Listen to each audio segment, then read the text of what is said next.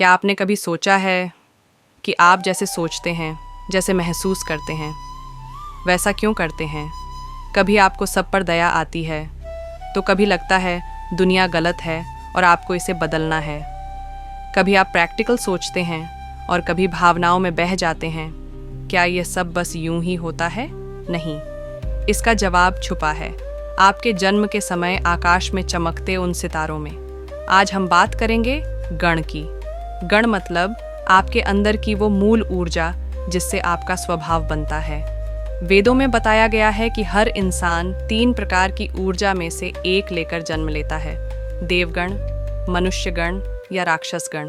तो चलिए आज जानते हैं कि आप कौन हैं और क्यों हैं। अगर आप देवगण से हैं तो आप दूसरों का भला सोचने वाले, शांत स्वभाव के और दिल से कोमल होते हैं। आपको लड़ाई झगड़े पसंद नहीं, आप शांत माहौल में रहना चाहते हैं। आपकी आत्मा में एक अलग ही चमक होती है।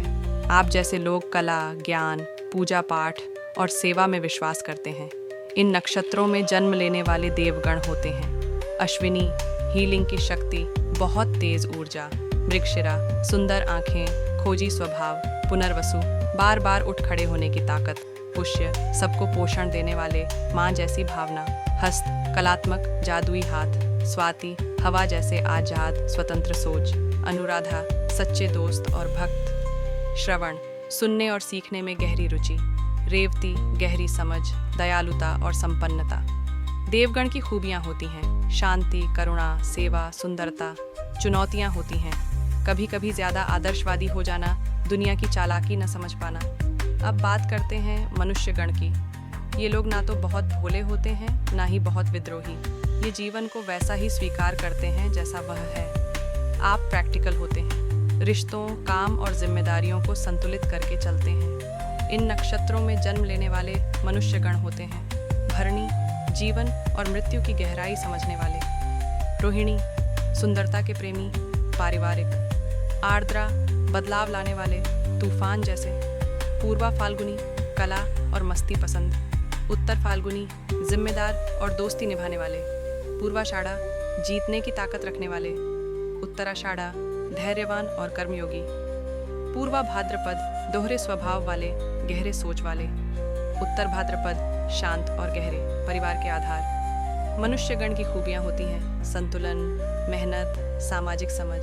चुनौतियाँ होती हैं: कभी कभी भ्रम, जलन या भौतिक चीज़ों में उलझ जाना। अब बात करते हैं सबसे रहस्यमय और अक्सर गलत समझे गए राक्षसगण की।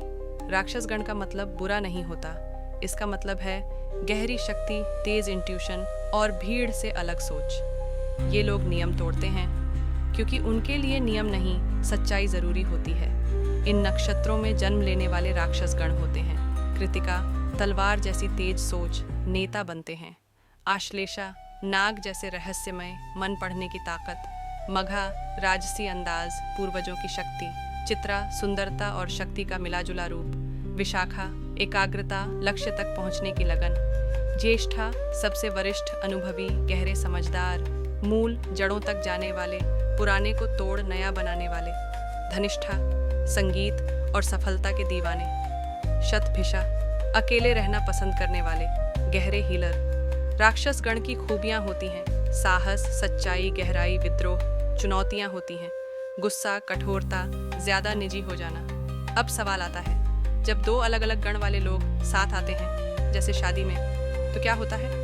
वैदिक ज्योतिष कहता है गण मिलान शादी में बहुत ज़रूरी होता है। देव प्लस देव, स्वर्ग जैसी जोड़ी; मनुष्य प्लस मनुष्य, शेर, मजबूत और व्यावहारिक रिश्ता; राक्षस प्लस राक्षस, क्षीर, तेज, समझदार और गहराई वाला रिश्ता।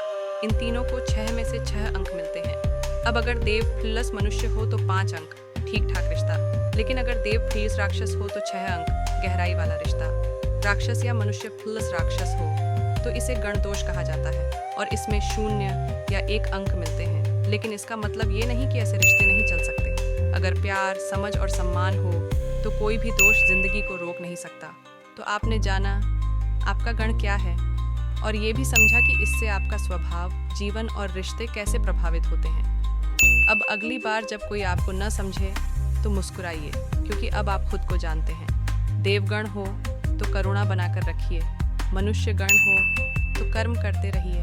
राक्षस गण हो तो सच्चाई से मत डरिए, क्योंकि हर गण में है ब्रह्मांड की एक अनोखी शक्ति। अगर आपको इस वीडियो ने कुछ नया सोचने पर मजबूर किया तो ज्ञान पावर परिवार से जुड़िए। चैनल को सब्सक्राइब कीजिए, घंटी दबाइए और नीचे कमेंट में बताइए आपका गण कौन सा है, देव, मनुष्य या राक्षस। हमें आपके अनुभव जानकर बहुत खुशी होगी, क्योंकि याद रखिए, ज्ञान ही शक्ति है।